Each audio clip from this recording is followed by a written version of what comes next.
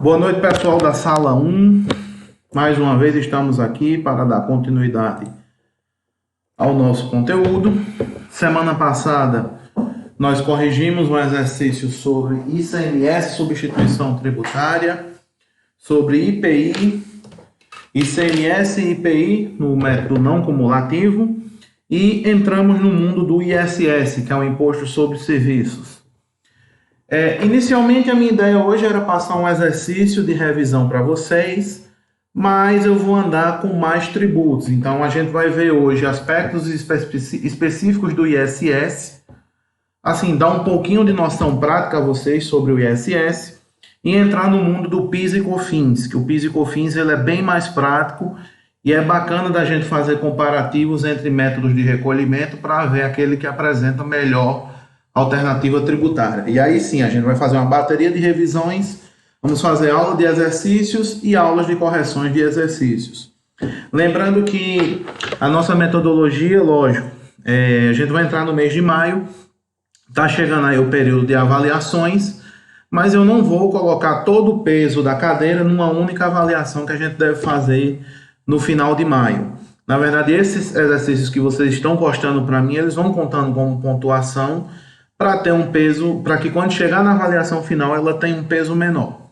E aí eu aviso a vocês também que os exercícios que tiverem poder de avaliação, eles vão ter um certo limite de tempo mais curto para vocês resolverem, mas isso aí eu aviso com antecedência. Que aí vocês podem fazer pelo computador, pelo celular, mas vocês já ficam previamente avisados. E aí esses exercícios geralmente eles serão múltipla escolha. E aí vocês vão ter um tempo para fazer, sei lá, vocês começam a fazer às 7 da noite e tem que terminar até às 10 da noite. 10 da noite eu encerro. Então, quando chegar na parte de avaliação vai ser assim. Mas aí eu aviso com antecedência para vocês se programarem. Vocês podem fazer pelo celular, podem fazer pelo computador. Mas, assim, vai ser o método que a gente vai chegar nessa parte de avaliações. Enquanto isso, a gente vai fazer alguns exercícios de revisão para ajudar na nota também de avaliação. Então, em vez de a avaliação estar valendo, sei lá, 10 pontos, vai chegar um momento que a avaliação vai valer 6 pontos, porque 4 pontos já foram dos exercícios que vocês foram me enviando. Entendeu? Então, sempre valorizem isso e acompanhem com o máximo de dedicação a nossa disciplina. Então, vamos lá. Hoje, a gente vai entrar um pouquinho no ISS, trazendo para vocês efeitos práticos do que a gente conversou sobre esse tributo. Lembrando que é um tributo de natureza municipal, regulado por uma legislação que é a Lei Complementar 116/03, mas cada prefeitura pode fixar sua alíquota específica, então cidades diferentes podem ter alíquotas diferentes de um mesmo tipo de serviço, tá certo? Então, vamos ver de forma bem resumida o que é o ISS, assim, o tópico que a gente começou a conversar semana passada. Prestador é quem executa o serviço. Então, o prestador de serviço é aquela pessoa que bota a mão na massa e faz toda a execução do serviço. Tomador é quem contrata ou exerce poder sobre o prestador, ou seja, tomador é quem contrata o prestador para executar algum serviço. Esse prestador pode ser pessoa física ou jurídica. E o tomador também pode ser pessoa física ou jurídica. Quem é o contribuinte do ISS? Sempre o prestador. Sempre a base de cálculo do ISS vai ser em função do serviço prestado. Então, sempre o contribuinte vai ser o prestador. A Lei Complementar 116/03, ela lista lá 40 serviços e seus subserviços que são tributáveis e devidos do ISS. Apenas os serviços de transporte intermunicipal, interestadual e comunicações, eles são contribuintes do ICMS. Então, eles não estão na esfera do ISS. Eles já são da esfera do ICMS.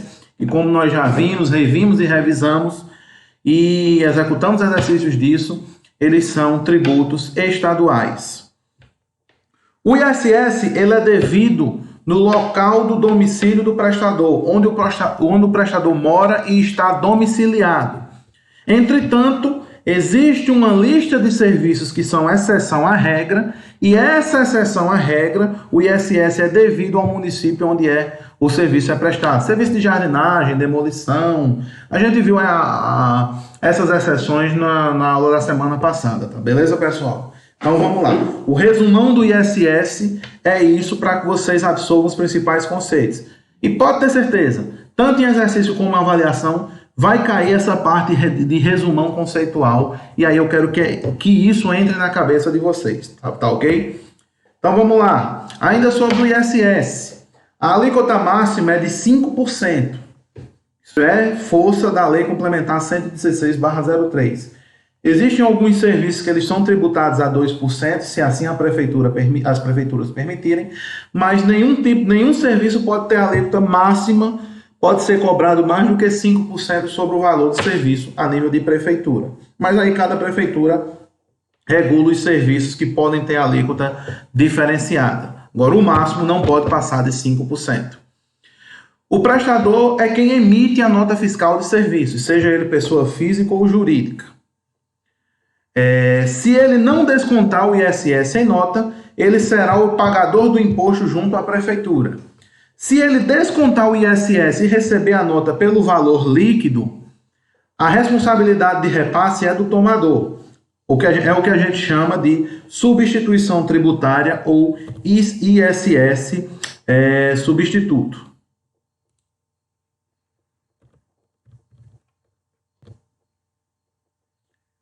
Vou ajeitar aqui, é o valor líquido de nota.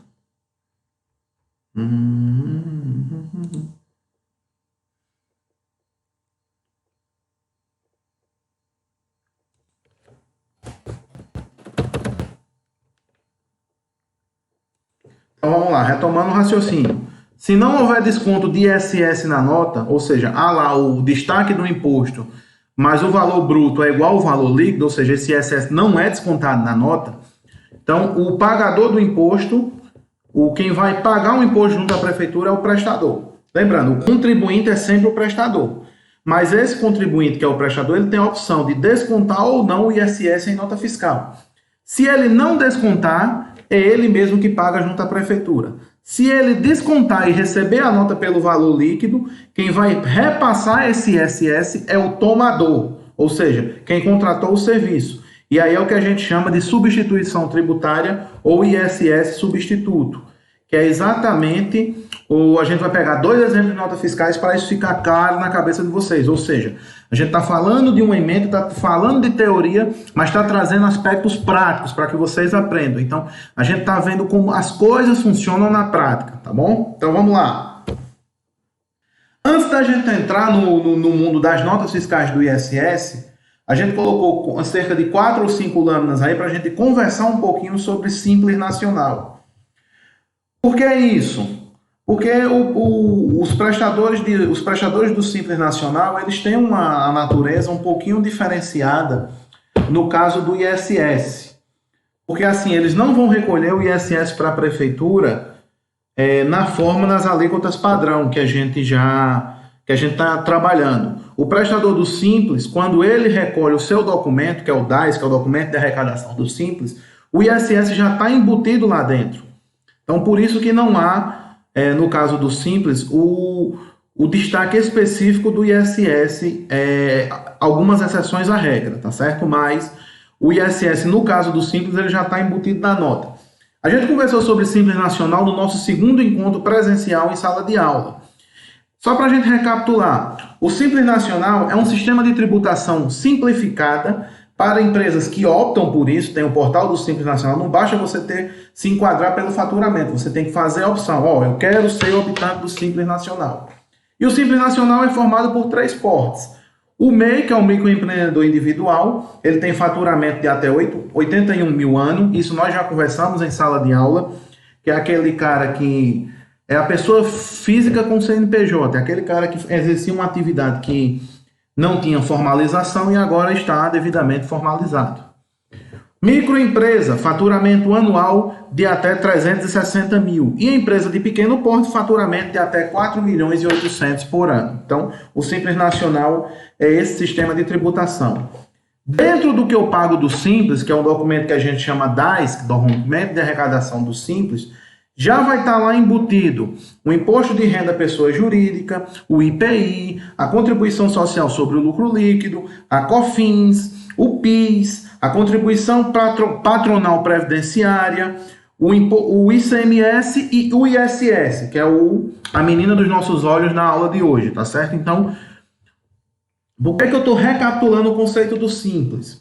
Porque quando o comerciante ou o prestador vai recolher a sua guia de Simples, o ISS já está embutido lá dentro. Então, ele obrigatoriamente não vai pagar o ISS pela alíquota padrão máxima de 5% das prefeituras. Ele vai recolher, dentro da guia dele do Simples, o ISS já está embutido, tá bom?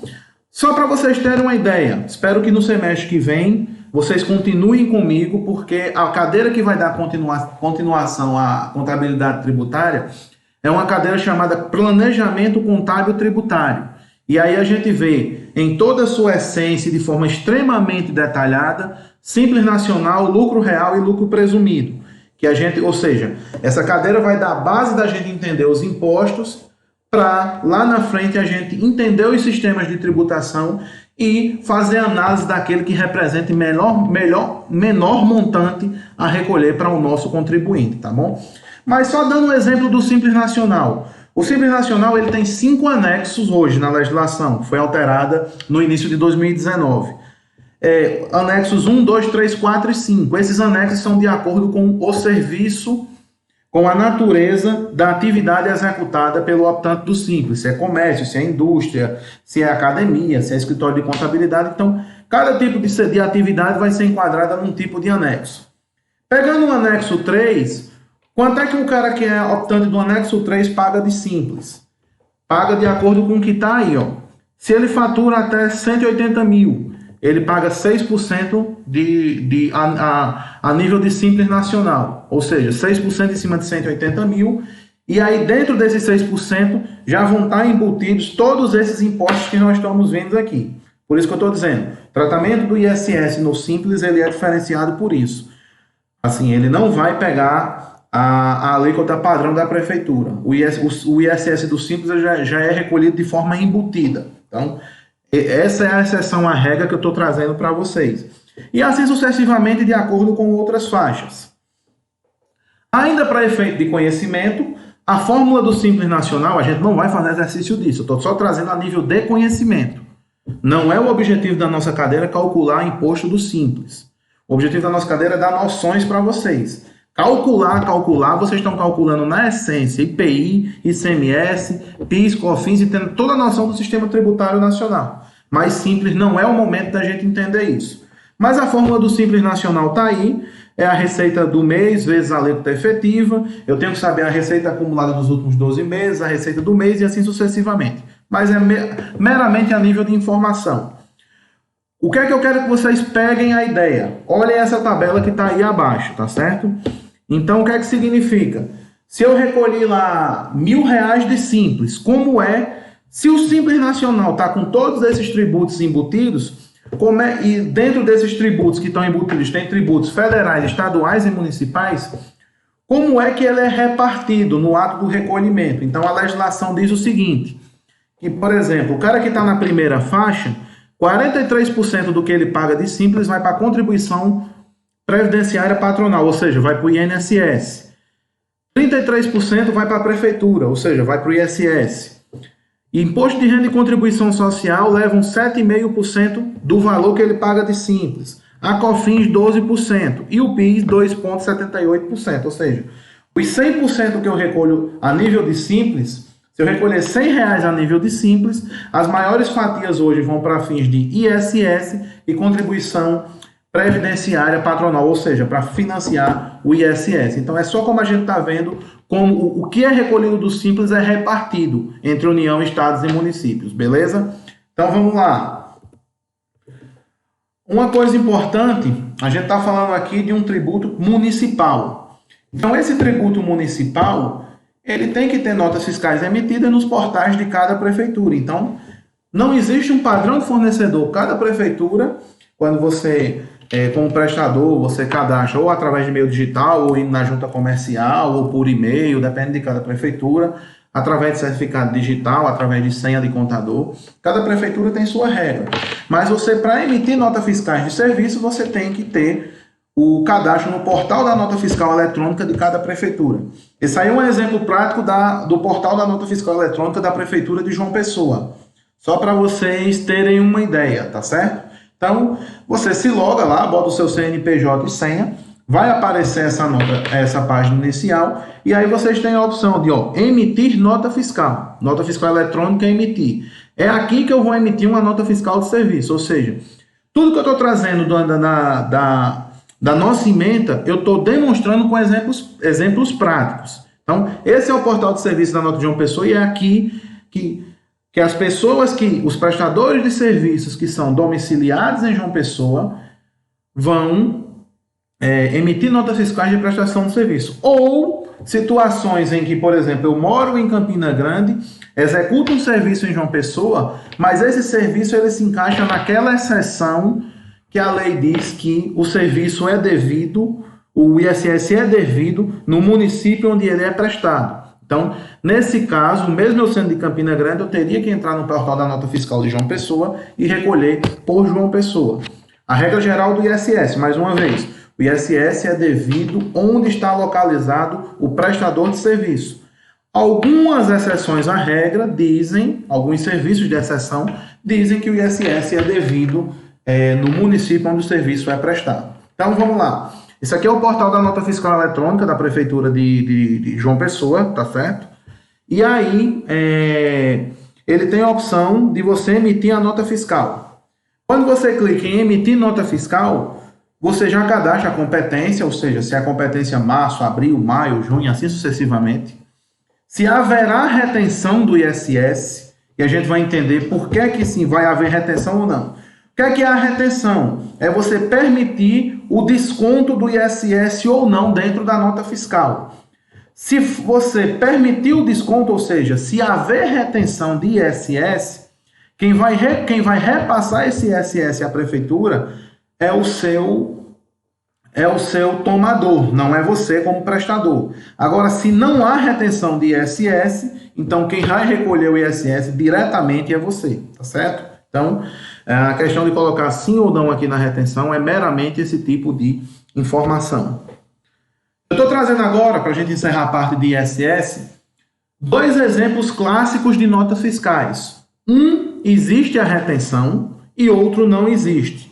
Esse primeiro exemplo, vocês estão vendo aí que o valor do serviço é R$300 e o valor líquido de nota é R$300, ou seja, não há desconto de ISS, o cara não está recebendo a nota pelo valor líquido. O valor do serviço é o valor que ele está recebendo sem nenhum desconto de ISS na nota fiscal. Então, nesse caso, o prestador não descontou o ISS e é ele que vai pagar o ISS à prefeitura. E aí, quando ele colocou lá que não vai reter, o próprio sistema da prefeitura já vai dizer, no mês tal, tu emitiu tantas notas fiscais e tua dívida de ISS a recolher, que tu tem que pagar até o dia 10 do mês subsequente, é X. Aí você gera uma guiazinha e paga, tá certo? Geralmente, a data de recolhimento de ISS nas prefeituras é dia 10 referente ao mês anterior. Então, dia 10 de maio, eu recolho da competência abril. Se bem que a gente está com algumas exceções à regra, tá bom? A gente está com algumas exceções à regra, que é nesse período de pandemia, alguns recolhimentos de alguns tributos estão suspensos, mas a gente está no período de exceção. A regra geral do ISS é que a gente recolha sempre no dia 10 referente ao mês anterior, tá bom? Essa primeira nota fiscal não tem o desconto de ISS, então o valor do serviço bruto é o mesmo valor da nota líquida. Agora, olha só esse segundo exemplo. O valor do serviço prestado, isso é uma nota fiscal real da Prefeitura de Campina Grande, o valor do serviço prestado foi R$ 2.500. Esse serviço foi tributado a 2% de ISS, que dá R$ 50. Então, o prestador, quando foi lançar a nota fiscal, colocou que esse ISS seria retido. Então, 2.500 menos 50 dá 2.450. Então, do tomador, ele não vai receber 2.500, ele vai receber líquido 2.450. E esses 50 reais, o tomador vai repassar para a prefeitura, dizendo, eu descontei desse meu prestador 50 reais e estou repassando para vocês. Isso é o que a gente chama de substituição tributária. É quando o prestador desconta o ISS e a responsabilidade de recolher esse tributo passa a ser minha. No primeiro exemplo, não há desconto de ISS, então o valor bruto da nota é o mesmo valor líquido. No segundo exemplo, há o desconto de ISS e o valor líquido da nota é diferente do valor bruto, tá certo? Então, substituição tributária é isso. É quando o meu prestador, ele me dá a opção de eu recolher ele desconta o ISS e sou eu que vou repassar para a prefeitura, tá beleza? Vamos lá. Efeitos na DRE. Tal como a gente teve lá a DRE para apurar lucro bruto de IPI e de ICMS, vai ter também no ISS, só que a questão é bem mais simples. Primeiro, o ISS ele não é cumulativo, então eu não tenho ISS da compra e ISS da venda. É diretamente em cima do serviço. Não estou trabalhando com mercadoria, estou trabalhando com serviço, então é sempre em cima da receita de serviço. Então eu vou ter receita de serviços menos ISS, receita líquida de serviço, aqui é líquida, tá certo? Eu cometi um erro de digitação. Menos CSP, ou seja, custos dos serviços prestados. Para quem é comerciado do ramo do comércio, é o quê? Custo de mercadorias vendidas. Para quem é da indústria, é o quê? CPV, custo de produtos vendidos. Mas quem é prestador de serviço é o quê? CSP, custo dos serviços prestados, ou seja, o custo que foi necessário para eu realizar aquele serviço. Então, receita líquida de serviços menos CSP igual a lucro bruto, tá ok? Então, a lógica é a mesma. Então, a gente encerrou a parte prática de nota fiscal de ISS e vamos entrar agora na questão de PIS e COFINS. De forma bem objetiva mesmo, que esse tributo é bem prático. Então, o que é o PIS? O PIS ele tem várias conotações. É o saque do PIS, é o saque do abono do PIS. O PIS significa o quê? Programa de Integração Social.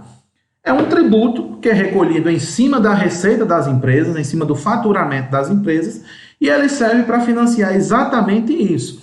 Para financiar saque aniversário, para financiar abono do PIS dos trabalhadores. Então, para o governo pagar abono do PIS dos trabalhadores, ou seja, aquelas pessoas que têm carteira assinada há pelo menos 5 anos, que são cadastradas no sistema PIS há pelo menos 5 anos e receberam no ano anterior menos de 2 salários mínimos de média, eles sacam 1 salário por ano de abono de PIS. Então, esse abono de PIS é financiado pelas empresas que pagam PIS sobre seu faturamento.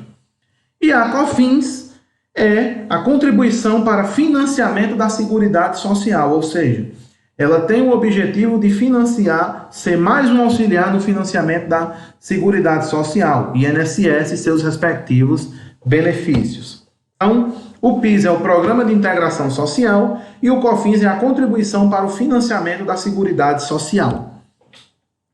Qual é o fato gerador para você pagar PIS e COFINS? Eu não estou dizendo para você receber como trabalhador, não, para receber PIS, não. Estou falando como empresa.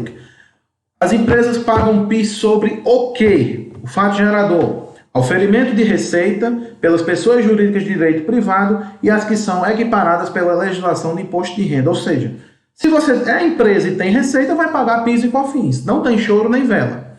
São raras as exceções.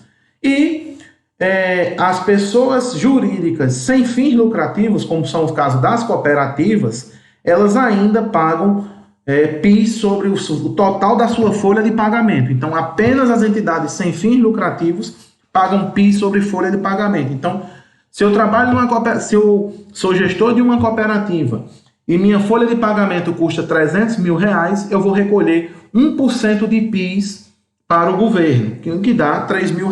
Então, o PIS sobre folha é apenas nessa situação, mas no âmbito geral, a base de cálculo vai ser sempre a receita das pessoas jurídicas. Então, se eu vendi, tive receita. Se eu ganhei algum rendimento de aplicação financeira, é receita. Então, eu vou pagar PIS e COFINS sobre isso, tá bom?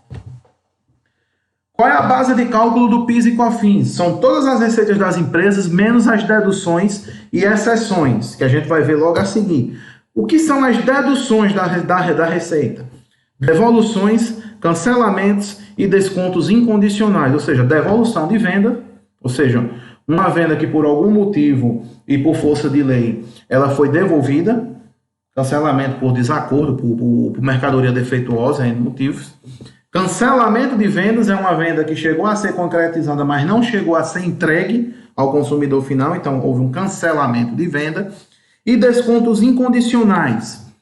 Vocês viram isso lá em contabilidade básica, ou pelo menos esperam que tenham visto. Pelo menos nas minhas turmas de contabilidade básica a gente enfatizou isso bem direitinho. O que danado é desconto incondicional? Desconto incondicional é quando eu dou um desconto numa venda onde eu não coloco uma regra específica para essa condição. Então, por exemplo, eu estou dizendo que hoje eu vou vender todas as minhas mercadorias a 10% de desconto. Então, não há regra. Bastou comprar, eu estou dando 10% de desconto. Agora, se eu disser assim, para quem comprar acima de R$1.000 eu dou 10% de desconto, isso não é um desconto incondicional, isso é um desconto condicional, ou seja, eu estou colocando uma condição para dar desconto.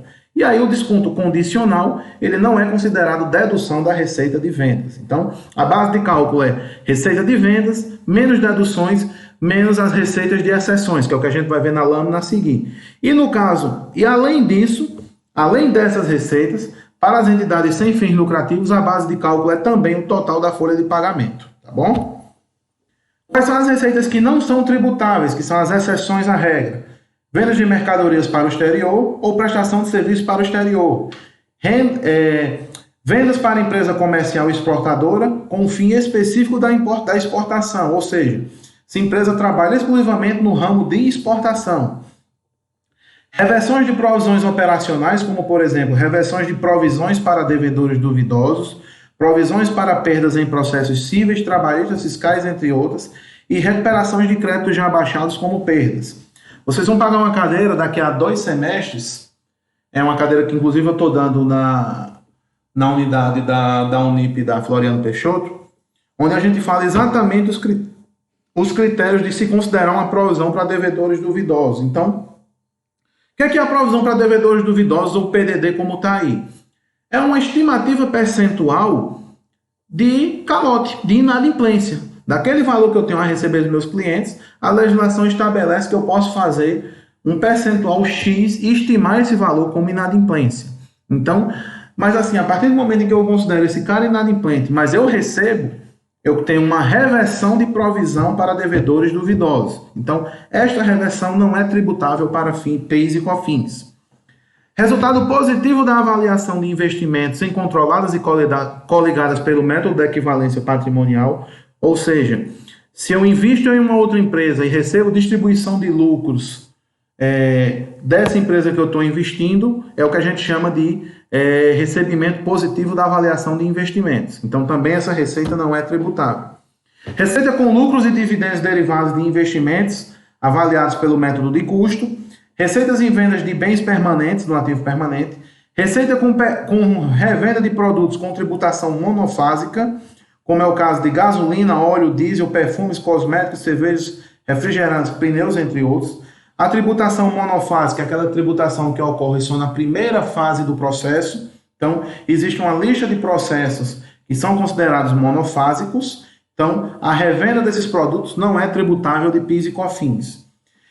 E o IPI e ICMS quando cobrados como substituição tributárias e registrados em receita, ou seja, o IPI e ICMS no regime não cumulativo, que a gente já cansou de calcular nas aulas anteriores. Além disso, para quem é tributável pelo lucro real, a gente tem as receitas de recursos recebidos de repasse da União, Estados e Distrito Federal e dos municípios, receita com fornecimento de mercadorias ou serviços para uso ou consumo de bordo em embarcações em aeronaves, receitas obtidas com o transporte internacional de cargas ou passageiros, receita oferida pelas instituições de ensino superior com fins lucrativos ou sem fins lucrativos que aderirem ao ProUni. Então, a receita dessas instituições, quando elas aderem ao ProUni, ela não é tributável de PIS e COFINS, e receitas oferidas pela Itaipu Binacional com a revenda de energia elétrica. O que é a Itaipu Binacional? É a usina de Itaipu, fica localizada em Foz do Iguaçu, no Paraná. Eu tive a oportunidade, graças a Deus, na minha vida, de poder conhecê-la. É uma usina chamada de binacional porque ela fica na divisa entre o Brasil e o Paraguai.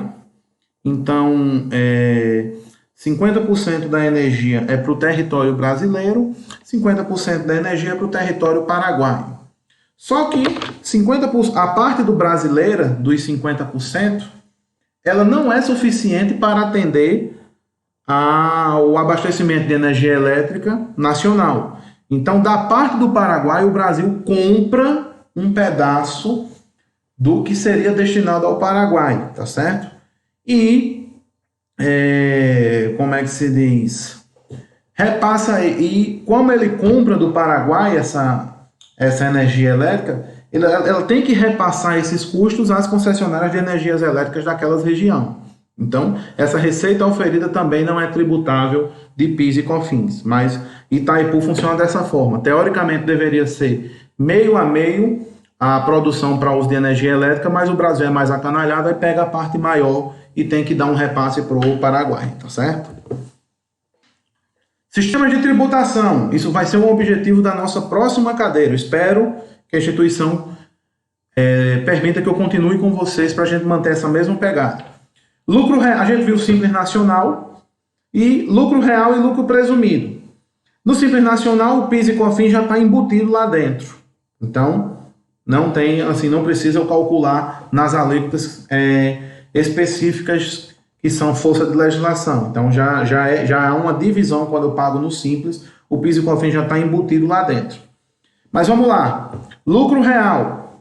O imposto de renda sobre o lucro e a contribuição social são calculadas em função do lucro contábil. O que é o lucro contábil? Receita menos custo menos despesa. Então, é o lucro contábil propriamente dito. Então, a base de cálculo do imposto de renda e da contribuição social é em cima em função do lucro da DRE. Já sobre o lucro presumido, a base de cálculo é em cima das receitas. Qual é o melhor sistema de tributação? Depende de cada empresa. E aí, a gente tem que botar no papel para orientar o nosso cliente, orientar aquela pessoa que a gente está dando consultoria, se a melhor tributação para ele é o lucro real ou o lucro presumido.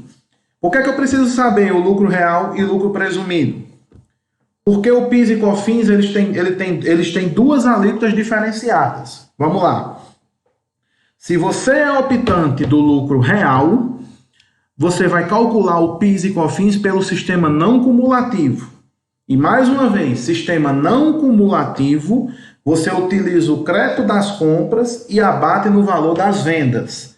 E aí, nesse sistema não cumulativo, o PIS é tributado a 1,65% e o COFINS é tributado a 7,6%. Se você é optante do lucro presumido, o PIS e COFINS eles são calculados pelo sistema cumulativo, ou seja, apenas sobre a receita de vendas ou sobre as receitas totais. Então, no sistema cumulativo, você não aproveita créditos de compras. E aí o PIS é tributado a uma alíquota menor, 0,65%, e o COFINS é tributado a 3%. Qual dos dois é o melhor? Vai ter que ver a natureza e a receita de cada empresa.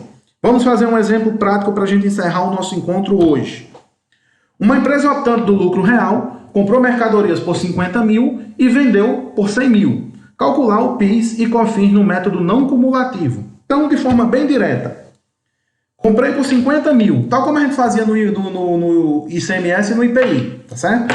Comprei por 50 mil. No sistema não cumulativo, o PIS vale 1,65 e a COFINS vale 7,6. Então, na compra, 1,65 em cima de 50 mil dá 825, 7,6 em cima de 50 mil dá 3.800. E as vendas? A gente vendeu por 100 mil. Então, o PIS no método não cumulativo dá 1.650 e o COFINS 7,6% dá 7.600. Então, a gente já tem aí o PIS da compra e o PIS da venda, COFINS da compra, COFINS da venda. Qual o valor a recolher desses tributos? PIS da venda, 1.650. PIS da compra, 825. Diferença a recolher, 825. COFINS da venda, 7.600. COFINS da compra, 3.800. Diferença a recolher, 3.800. Vamos pegar o mesmo exemplo, tá certo? Esse mesmo exemplo considerando o método cumulativo. Então, eu comprei por 50 e vendi por 100 mil. O método cumulativo não importa meu valor de compra, porque eu não vou utilizar esses créditos. eu vou usar só as alíquotas específicas do sistema cumulativo, que são essas que estão aí embaixo, ó, 0,65% e 3%. Então, no exemplo 2, eu comprei por 50, vendi por 100. Pouco importa o meu preço de compra, o que vai valer é só a venda no sistema cumulativo. Então, vamos lá. 100 mil, se eu vender por 100 mil, a alíquota do PIS no sistema cumulativo é 0,65, então dá 650. E na COFINS, 3% dá 3 mil. Ou seja, no método cumulativo não se usa o valor de créditos da compra para bater da base de cálculo das vendas. Se eu pegasse as duas situações iguais, ou seja, comprando a 50 e vendendo a 100, e pudesse escolher entre um dos dois métodos, com certeza eu escolheria o método cumulativo, nessa situação específica. Por quê? No método não cumulativo, o PIS deu 825 e o COFINS deu 3.800. No método cumulativo, que foi do exemplo 2, o PIS deu 650 e a COFINS deu 3.000. Então, PIS e COFINS é isso que vocês vão fazer. Vocês vão sempre calcular método cumulativo ou não cumulativo, de acordo com o que eu pedi, e vão ter questões que vocês vão calcular os dois métodos e vão me dizer qual método vai representar a melhor vantagem tributária, ou seja, o melhor cenário que eu recolho é imposto, tá bom? Então vamos lá. A gente viu hoje ISS, a parte prática de nota fiscal, de substituição tributária, entrou no mundo de PIS e COFINS com conceitos, base de cálculos e a parte prática de PIS e COFINS cumulativo e não cumulativo. Espero que vocês tenham gostado do encontro de hoje e aí semana que vem, sem choro nem vela, uma bateria bacana de exercícios para a gente assimilar conceito. Grande abraço a vocês. Qualquer dúvida, estou à disposição no grupo. Grande abraço.